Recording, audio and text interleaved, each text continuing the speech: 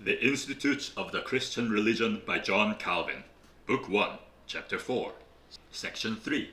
We are not to fashion God according to our own whim. Thus is overthrown that vain defense with which many are wont to gloss over their superstition. For they think that any zeal for religion, however preposterous, is sufficient. But they do not realize that true religion ought to be conformed to God's will as to a universal rule.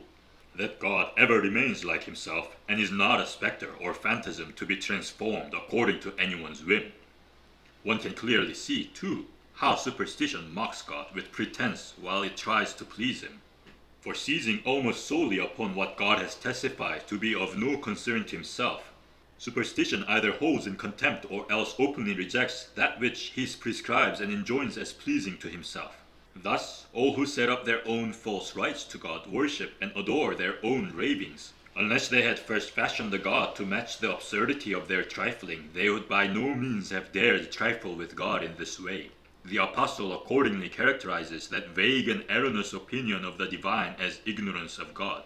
When you did not know God, he says, you were in bondage to beings that by nature were no gods. And elsewhere he teaches that the Ephesians were without God at the time they were straying away from the right knowledge of the one God. Nor is it of much concern, at least in this circumstance, whether you conceive of one God or several, for you continually depart from the true God and forsake him, and having left him, you have nothing left except an accursed idol.